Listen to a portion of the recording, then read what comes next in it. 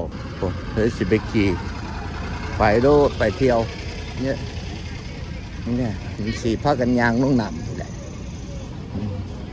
ยางน้องนายกระฟอกัดเลยงามเห็นบ่เบิ่งดิเด็กวิทย์หัวขำเท่านั้นอีกเรียบเดี๋ย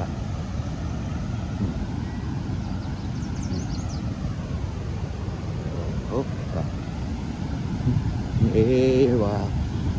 วันนี้มันมือพักทั้งฝากท่านเอง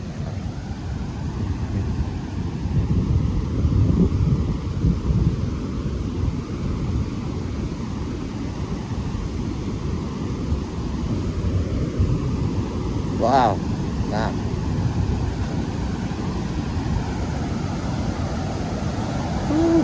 ว่าคุณนะทั้งเนี่ยงามบ่พี่น้องเอ้ยนายกระฟอกแต่ว่าต้นนี้มันไหลลงต้นตายเนี่ย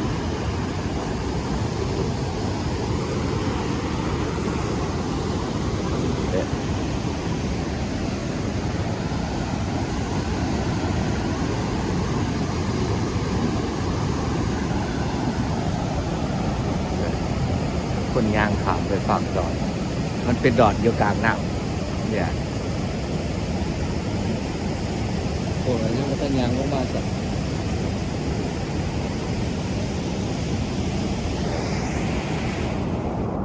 ตอนนี้ครับสองลูกยางมีทางบุตร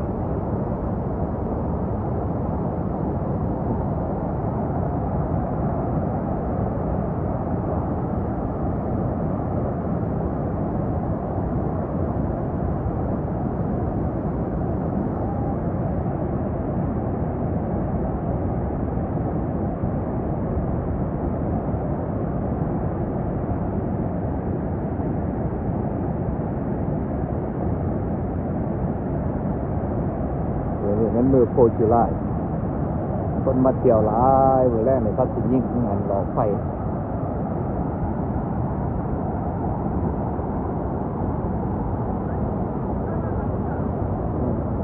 เป็นนะกดช้างเลยเนาะยังประทันลงมากเลย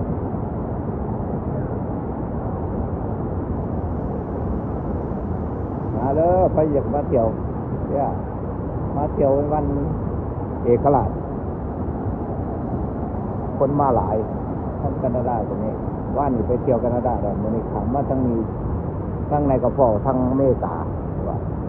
ภูฟ้าป่าใหม่ดอกไม้กันงามเห็นบ่แต่เห็นบ่ต้นไม้ดอกไม้บ้านเขางามดีอากาศจะเย็นขนาดจุไลเห็นบ่เด็กบางคนนั่งเอกยางลงมาวุบขนาดเดือน7 เดือน 8ยังไม่ยังพออากาศเย็นอยู่ดีทางภาคเหนือดิใต้แดนแคนาดา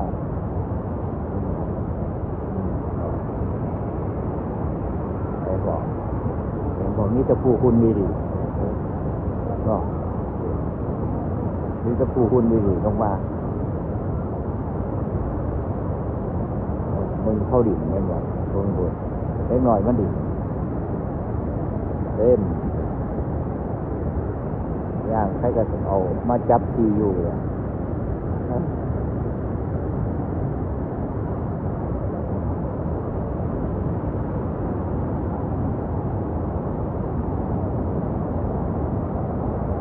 เป็นคืนผู้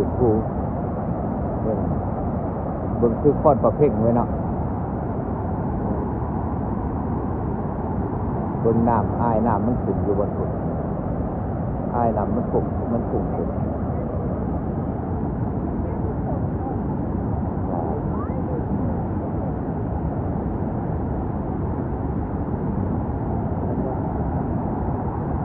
เที่ยวกันมาเลย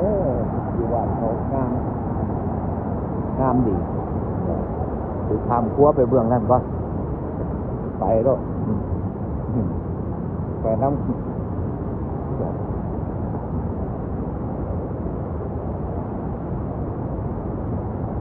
ครัวทำครัวไปเบื้องนั่น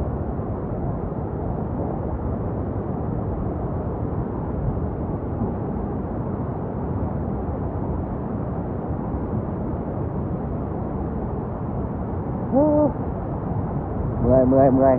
ยยางเลาะถ้าสิไปขึ้นเพิ่งครัวทายให้เบิ่งบัดก็สิไปขึ้นเพิ่งครัวทายให้เบิ่งก็ได้สองสิพากันถามครัวพุ่น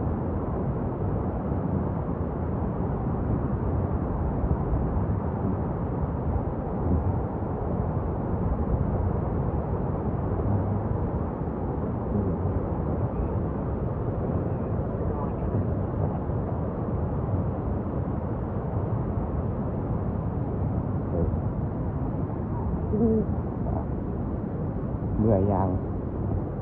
แต่ไหนบ่ยางก็ยังบ่ดีนะอากาศก็ยังดี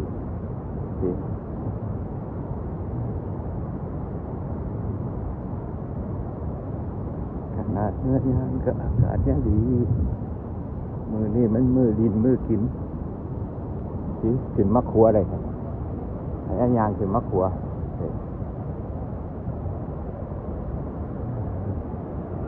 ขึ้นมะครัวสีพายทับเบื้องนี่ก็เขาบอกให้ยางเบื้องนั้นเป็นทางหลอก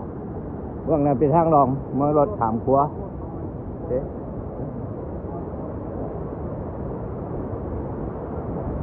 น้ำตกเบื้องนั้นยางขาบน้ำตกเบื้องนั้นมองงามบอกพี่น้องพี่น้องปองป้ายว่าว่าคุณมึงพาเมียมึงมาสิมาออก YouTube อยู่ผิดสบายที่นี่งามพานางดีมาหรอกในเขาพ่อดิมันตกคนเอาเบื่อแล้วดิก็งามเลยบ่เห็นบ่แล้วดิก็ตก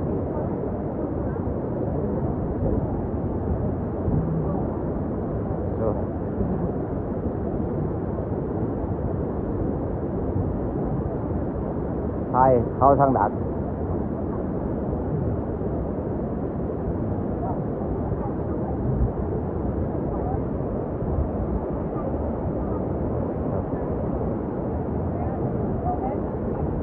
เอาเลย